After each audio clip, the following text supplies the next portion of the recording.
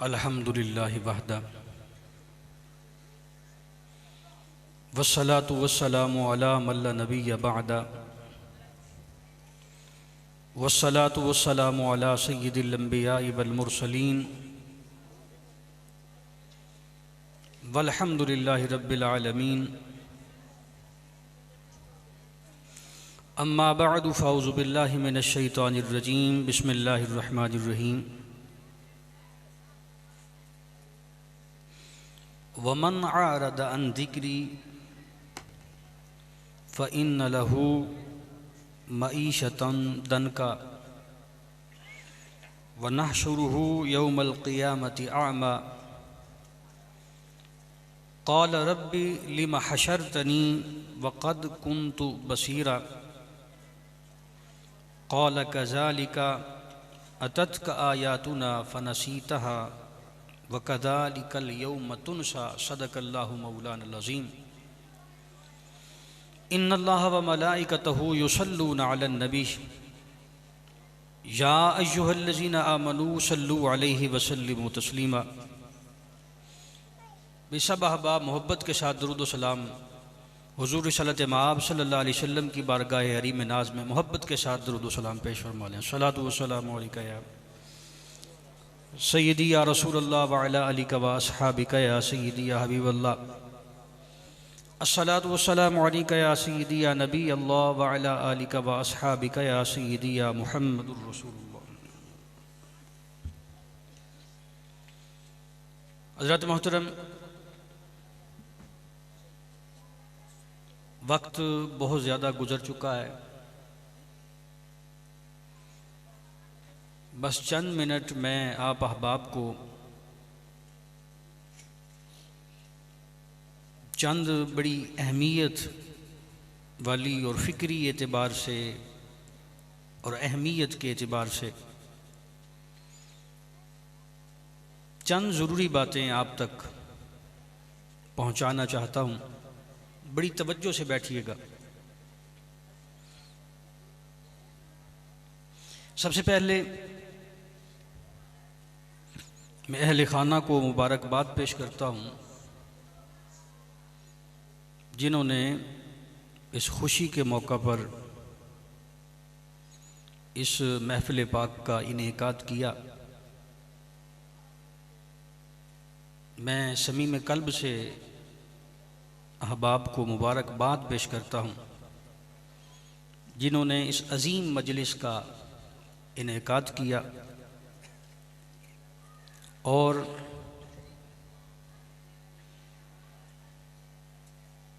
महफिल पाक में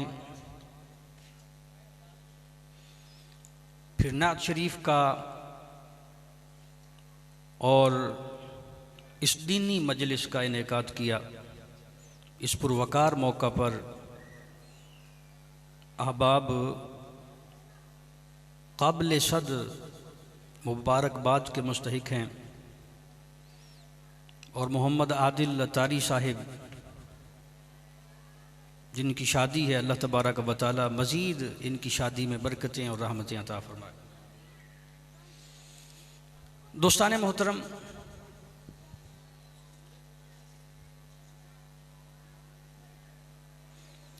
तीन मौके ऐसा होते हैं इंसान की ज़िंदगी में, हर इंसान की ज़िंदगी में आते हैं। तीन मौके ऐसे हैं जिससे इंसान का पता चलता है कि इस इंसान का ताल्लुक़ अल्लाह से कितना है और हुज़ूर रिसालत माब सल्लल्लाहु अलैहि वसल्लम से कितना है। आपका इतने वक्त नहीं लूँगा, आप अहबाब सिर्फ तवज्जो से बैठिएगा। बड़ी अहम बातें और ज़रूरी बातें इस हवाले से मैं आपसे करना चाहता हूँ। तीन मौके ऐसे ज़िंदगी में आते हैं इंसान के जिसमें इंसान का पता चलता है कि वो इंसान अल्लाह से कितना ताल्लुक़ रखता है और हुज़ूर रिसालत माब सल्लल्लाहु अलैहि वसल्लम से कितना ताल्लुक़ रखता है। एक मौका वो जब किसी के यहाँ बच्चा पैदा होता है, यानी खुशी के मौका पर, और एक वक्त शादी के मौका पर, ये भी खुशी का मौका होता है। और तीसरा मौका होता है मौत के वक्त। उस वक्त खबर लगती है कि इस इंसान का अल्लाह से कितना ताल्लुक़ है और हुजूर रिसालत मआब सल्लल्लाहु अलैहि वसल्लम से कितना ताल्लुक़ है। यानी किसी के घर में बच्चा पैदा हुआ और खुशी का मौका है। अब देखना यह है कि इस इंसान ने खुशी के मौका पर और घर में शादी के मौका पर, यानी खुशी के मौका पर, उसने कितना शरीयत पर अमल किया और कितना उसने खिलाफ शरीयत पर अमल किया, खिलाफ शरअ अमल किया। यानी कि गमी के मौका पर उसका अल्लाह से ताल्लुक़ कितना है और खुशी के मौका पर उसका अल्लाह से कितना ताल्लुक़ है। वो कितना अल्लाह को याद रखता है, कितना रसूल को याद रखता है और कितना दुनिया को याद रखता है। तो इन तीन मौकों पर पता चल जाता है। मैंने कुरान मजीद की चंद आयात करीमा मैंने तिलावत की। इसमें अल्लाह रब्बुल इज़्ज़त ने फरमाया, वमन आरदा अन ज़िक्री फ़इन्न लहू मईशतन दनका। फरमाया जो लोग अल्लाह की शरीयत को छोड़ देते हैं, अल्लाह की शरीयत को पसे पुश्ते पर्दा कर देते हैं, अल्लाह के जिक्र से आराज करते हैं, वो खुशी का मौका हो या गमी का मौका हो, वो अल्लाह के जिक्र से जब मुंह मोड़ लेते हैं, अल्लाह रब्बुल इज़्ज़त ने फरमाया कि मैं उनकी जिंदगी को कम कर देता हूं, उनकी जिंदगी तंग कर देता हूं। जो मुझसे मुंह मोड़ लेता है मैं उसकी जिंदगी को तंग कर देता हूं, उसकी जिंदगी तंग हो जाती है। अब हमने देखा है कि ऐसे लोग जो जिंदगी गुजार रहे होते हैं, उनकी जिंदगी में खुशियां भी आती हैं और गमी भी आती है, और आप देखते रहते हैं कि उसमें वो कितना अल्लाह के करीब होते हैं और कितना रसूल के करीब होते हैं। तो आप अहबाब सब इसको जानते हैं। आप अंदाज़ा लगाएं कि कितने लोग खुशी के मौका पर अल्लाह को याद रखते हैं, यानी खुराफात में दाखिल नहीं होते, कोई ऐसा काम नहीं करते जो शरीयत ने मना किया हो, इस्लाम ने मना किया हो, और कितना वो अमल करते हैं जो शरीयत ने उसकी इजाज़त दी। सो बहुत कम लोग। तो अल्लाह रब्बुल इज़्ज़त ने कुरान मजीद में जो फरमाया है कि मैं उसकी ज़िंदगी को तंग कर देता हूँ। अब हम देखते हैं कि बड़े बड़े बंगलों वाले, बड़ी बड़ी गाड़ियों वाले, वो तो सारी ज़िंदगी ही इस्लाम के ख़िलाफ़ उनकी ज़िंदगी गुजरती है। उनका कोई अमल अल्लाह की कुर्बत और हुजूर की कुर्बत का कोई नज़र नहीं आता। तो फिर इस आया करीमा का मतलब क्या है? इसका मतलब ये है, अइम्मा तफसीर ने फरमाया, इसका मतलब ये है कि जब वो इंसान कब्र में जाएगा, अल्लाह रब्बुल इज़्ज़त उसकी कब्र की जिंदगी को तंग कर देगा। बज़ाहिर हम जिंदगी गुजार रहे हैं और हमारी जिंदगी गुजर रही है। अगर हम इस्लाम और शरीयत मुताहरा पर अमल करते हैं और शरीयत पर अमल करते हैं, जिंदगी इस तरह भी गुजर जानी है। और ज़िंदगी इस तरह भी गुजरनी है कि हम गैर शरई तरीके से अपनी ज़िंदगी को गुजारते हैं। याद रखें, अल्लाह रब्बुल इज़्ज़त ने फरमाया, जिसकी ज़िंदगी मेरी शरीयत और मेरे रसूल की शरीयत के मुताबिक नहीं गुजरती, खा वो खुशी का मौका हो या गमी का मौका हो, उसमें वो दुनिया से ताल्लुक़ ज़्यादा रखते हैं और मेरी शरीयत से ताल्लुक़ कम रखते हैं, वो याद रखें वो दिन दूर नहीं कि जब वो कब्र में दाखिल होगा तो उसकी ज़िंदगी को हम तंग कर देंगे। मौत के बाद पता चलेगा। कुरान मजीद में आता है, फ़कशफ़ना अन्का ग़िताअक, इंसान की आंखों पर पर्दा है। जब मौत आएगी ये पर्दा उठाया जाएगा और वो कब्र में जब दाखिल होगा उस वक्त उसको खबर लगेगी, मैं दुनिया में क्या करता रहा। सो मैं बड़े ये मुबारकबाद के मुस्तहिक हैं जिन्होंने ये रस्म हिना के नाम पर जो आजकल फहाशी और उरियानी उरूज पर है, मेहंदी तेल के नाम पर जो फहाशी और उरियानी उरूज पर है, आप देख रहे हैं। और आप अहबाब जानते हैं, आप भी इसी मुआशरा से और इसी सोसाइटी कल्चर से ताल्लुक़ रखते हैं। आप देखते हैं कि रस्म हिना के नाम पर क्या क्या क्या कुछ हो रहा।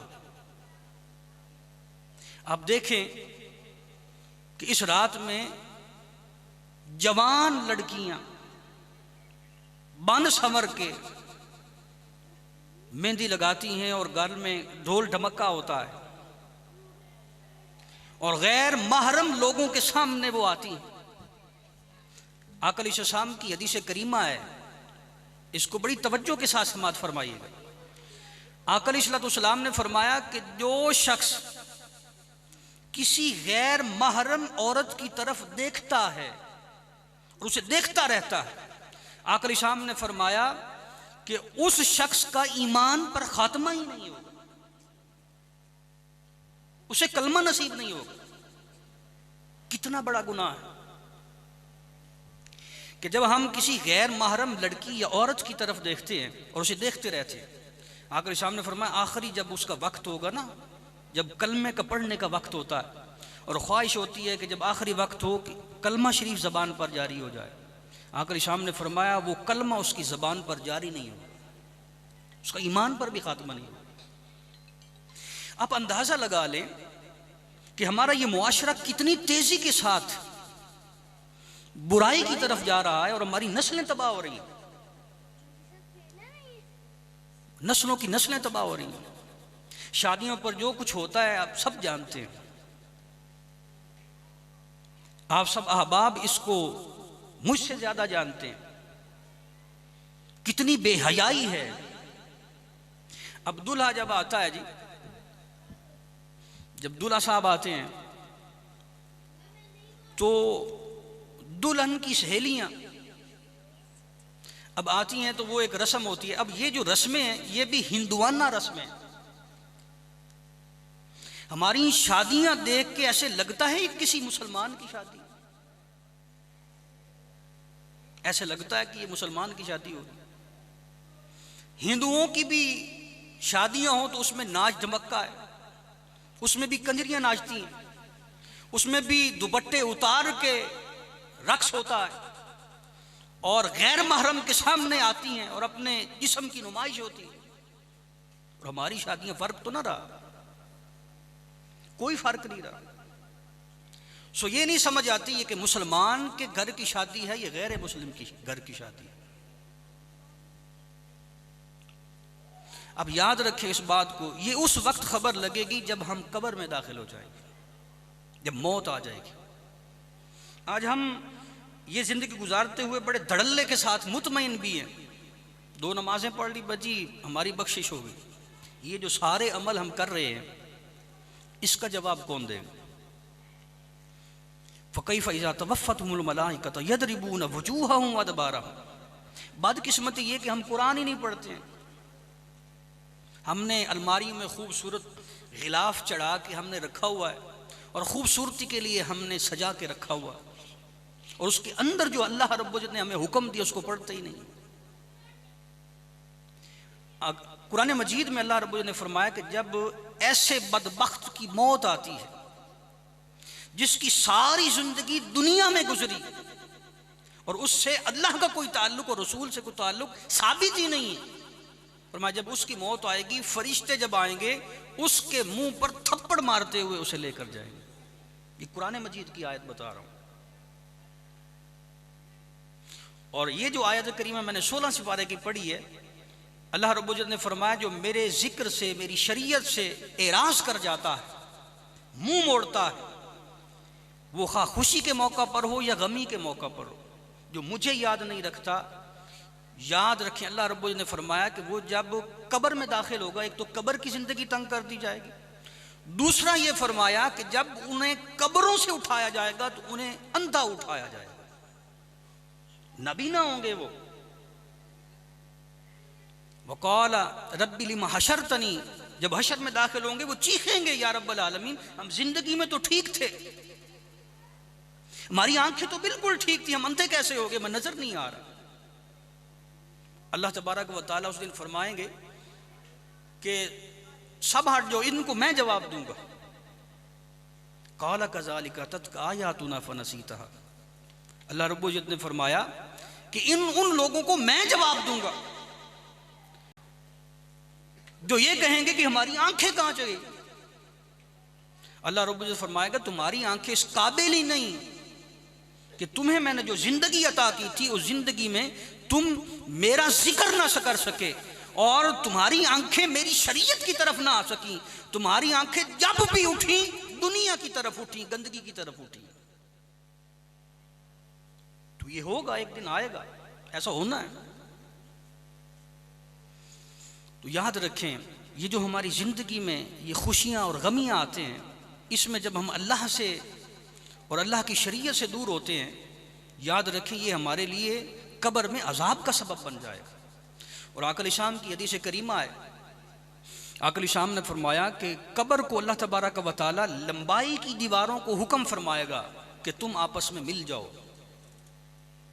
अब देखें, जब लंबाई की तरफ से कब्र मिलेगी तो उस वक्त उसके अंदर जो होगा उसकी क्या हालत होगी। फिर अल्लाह रब्बुल इज्जत हुक्म फरमाएगा जो चौड़ाई की तरफ दीवारें हैं तुम आपस में मिल जाओ, मिल जाएंगी। उसकी दाई पसलियां बाई पसलियों के अंदर घुस जाएंगी। ये हुजूर की हदीस है। बदकिस्मती ये कि हम इस्लाम के करीब भी नहीं जाते, पढ़ते ही नहीं है, समझते ही नहीं। हमने ना कुरान मजीद को पढ़ा ना उसको समझा। फिर यही हाल है कि हमारी ज़िंदगी में इस्लाम कितना है। फिर जब शादियों के मौका आता है, आप देखते हैं अगर कोई बच्चा दूल्हा को ये कहे भाई मैंने शरीयत के मुताबिक निकाह करना है, उसमें ढोल ढमक्का नहीं होना चाहिए, उसमें नाच गाना नहीं होना चाहिए। फिर रिश्तेदारों में कितने उठ जाते हैं, वो कहते हैं जी ये को फिर शादी, ये तो मरना हो गया। इस तरह के कुफ्र बके जाते हैं, उन्हें पता ही नहीं कि वो जुबान से क्या जुमला निकाल रहे हैं और शरीयत ने हमें क्या हुक्म दिया। लोग कहते हैं ये तो शादी तो ना हुई, फिर जनाब मरना ही हो गया, ये तो मातम हो गया। ये कलमा कुफरिया है। ऐसे शख्स को कब्र में भुगतना पड़ेगा और आखिरत में भुगतना पड़ेगा।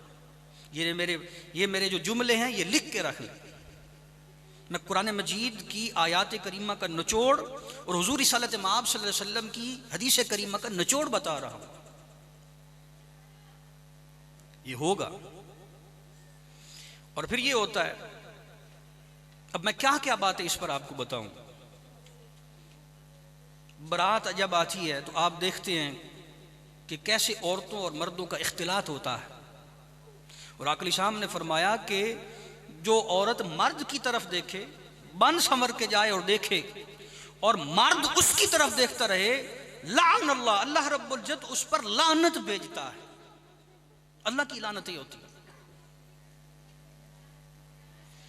तो फिर आप देख सकते हैं कि क्या हाल होता है हमारे यहाँ। और फिर कैमरे वालों को बुलाया जाता है। कितनी बड़ी बदबख्ती और बदकिस्मती है, हम खुद अपनी इज्जत की धज्जियां उड़ा रहे होते। दुल्हन है जी, वो तैयार होती है, हम खुद पैसे देते हैं और कैमरे वालों को बुलाते हैं। औरतें बनी सबरी होंगी, हम कहते हैं जी उनकी आपने तस्वीरें लेनी है। दुल्हन को कमरे में बिठाया जाता है। अब सर पे दुपट्टे का तो वो जमाना ही ना रहा, हयाई खत्म हो गया। पहले सर पे दुपट्टा होता था औरतों के, फिर गलों में आया, अब इल्ला माशाअल्लाह गलों से भी जाता रहा। होता ये है कि वो उसको फिर वो फोटो वाला आता है, वो आकर उसके पोज साइड से सामने से चादर उतारी जाती है जी, इसका लॉकेट भी आना चाहिए, इसका सोने वाला ये सेट भी जाहिर होना चाहिए। कितनी बड़ी बदतमीजी और बेहूदगी और फाशी है। हम किस तरफ जा रहे हैं? हम अपने हाथों से जहन्नम के गड्ढे खोद रहे हैं। हम जहन्नम में अपने आप को धकेल रहे हैं और अपनी इज्जत की धज्जियां उड़ा रहे हैं।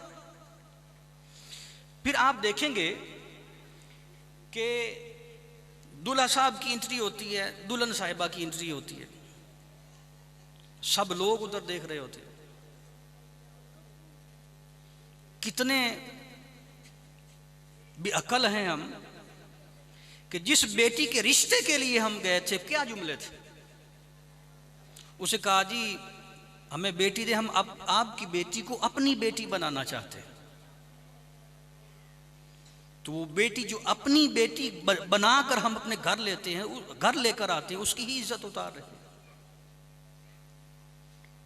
सो याद रखें, आखिरत का मामला और कब्र का मामला बहुत सख्त मामला है, उसमें किसी किस्म की कोई गुंजाइश नहीं होगी।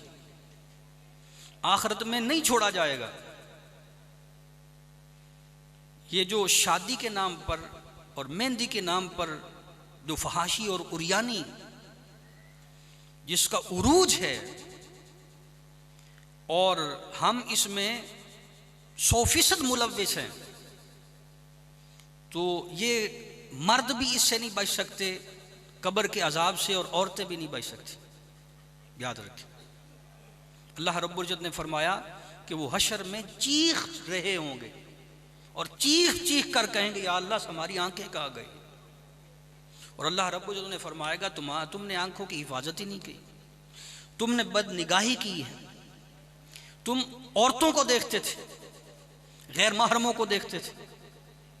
अब ये देखें जी, दूल्हा आता है उसको दूध पिलाया जाता है, ये शरीयत में जायज है? ये कौन सी सुन्नत है? सुन्नत तो निकाह सुन्नत है, और निकाह मिन सुन्नती, हुजूर ने फरमाया निकाह सुन्नत है। और सबसे बेहतरीन और अच्छा निकाह वो है जिस पे कम खर्च किया गया। हमारे यहाँ लाखों रुपए शादियों पे खर्च होते हैं। अब यहाँ पर तो मैंने नहीं देखा, देखे कंजरियों के नाच होते हैं, डांस होते हैं, और उस पर गानों के इत्मीम किए जाते हैं। तो ये सारा अज़ाब कब्र है। ये भाई उस वक्त पता चलेगा जब हम कब्र के अंदर चले जाएंगे, और अल्लाह तबारक व तआला हमसे पूछेगा, और फरिश्ते आके जब आपसे पूछेंगे, और जब कब्र आपस में मिलेगी, आका अलैहिस्सलाम ने फरमाया कि उस शख्स की चीखें होंगी, और वो जो चीखने वाला है, उड़ने वाले परिंदे और चलने वाले जानवर भी उसकी चीखों को सुनेंगे। ये हुजूर सल्लल्लाहु अलैहि वसल्लम की हदीस करीमा है। तो लिहाजा ये बड़ा अच्छा दोस्तों ने किया कि शादी के खुशी के मौका पर इन्होंने अल्लाह रब्बुल इज़्ज़त से ताल्लुक़ और हुजूर सल्लल्लाहु अलैहि वसल्लम की शरीयत से ताल्लुक़ को साबित किया है। और मैं दुआ गो हूँ अल्लाह तबारक व तआला इनकी ज़िंदगी में मज़ीद बरकतें अता फ़रमाए, और इनकी अज़दवाजी ताल्लुक़ में बरकतें दे। और जिस तरह इन्होंने एहतिमाम किया, आगे भी बारात में और वलीमा में इसी तरीके से जो मसनून तरीका जो शरीयत के मुताबिक है, वो इनको करने की तौफीक अता फ़रमाए, वगरना हाल नहीं है। अब मैरिज हाल्स में देखें और ये देखें तो बड़ी बेपर्दगी और बेहूदगी है, और औरतें बन सवर के आती हैं। ये हराम है, मर्द की निगाह अगर औरत पर पड़े और औरत बार बार मर्द को देखे, ये हराम है मुतलक। औरतें आ रही होती हैं, वो मर्दों की तस्वीरें ले रही होती हैं, और औरतों की मर्द तस्वीरें ले रहे होते हैं, और वो जब सीडी बनती है, जितने भी शादी पर आने वाले होते हैं सब कहते हैं कि वो सीडी की कॉपी दें। तो कितने लोग फिर उस औरत को वीडियो के जरिए देखते हैं, तो कितनी बड़ी बुराई और बेहूदगी फैलती है, कितने बंदे गुनाह में मुब्तला हो। सो एक शादी की वजह से कितने लोग उसमें मुब्तला हुए, और कितने लोगों को कब्र और आखिरत में ये भुगतना पड़ेगा। तो मैं नसीहत भी करता हूँ और दुआ भी करता हूँ, आगे जो भी भाई की आगे शादी का प्रोसेस है वो दीन के मुताबिक हो, शरीयत के मुताबिक हो, पर्दे के साथ हो। मैंने बता दिया कि हुजूर सल्लल्लाहु अलैहि वसल्लम ने फरमाया ऐसे लोग नहीं बच्चे, बड़ी सख्त वईदें हैं, हदीस से बेशुमार हदीस है, कुतुब हदीस में फरिश्ते आते हैं, कुरान में आया कि थप्पड़ मारते हैं, बाल पकड़ते नोचते हैं, गज मारते हैं, और उसको इस शदीद हालत में पकड़ कर घसीट कर ले जाते हैं, और फिर उसकी रूह को, ये जब रूह निकलती है इंसान से, आखिरी बात करते हैं। आका अलैहिस्सलाम की हदीस पाक है कि जो मोमिन होता है, जो अमल करता है शरीयत पर, अल्लाह के जिक्र के साथ मुंसलिक रहता है, हुजूर की शरीयत पर अमल करने वाला होता है, और मैं जब उसका आखिरी वक्त होता है तो उसकी रूह को एक फरिश्ता मलकल मौत नहीं बल्कि 500 फरिश्ता उस बंदे की रूह की इस्तकबाल के लिए आते। उसको रूह को निकाल के जन्नत के बर्तनों में रखा जाता है और जन्नत के बर्तनों में रखकर उस रूह को अल्लाह की बारगाह में पेश किया जाता है। और अल्लाह रब्बुल इज्जत हुक्म इरशाद फरमाता है कि इस रूह को मेरी बारगाह में सजदा करवाया जाए। तो वो रूह अल्लाह की बारगाह में सजदा रेज होती है। और जो ऐसे फासिक व फाजिर लोग हों जो अपनी खुशी में भी दुनिया को अपनाते हों और गमी में भी दुनिया को अपनाते हों, वो कहते हैं जी साढ़े रिश्तेदार साड़ी नाक कट जाएगी, ऐसे लोग जब जाएंगे उनकी रूहों को निकाल कर गंदगी में फेंक दिया जाता है। उनको अल्लाह की बारगाह में सजदा ही नसीब नहीं होता। अल्लाह रब्बुल इज्जत अमल की तौफीक अता फरमाए। अल्लाह जल्ल मजदूह करीम हम सब की हाज़िरी को अपनी बारगाह में शर्फ़ कबूलियत अता फरमाए। वाह खुदा बायन अल्हम्दुलिल्लाह।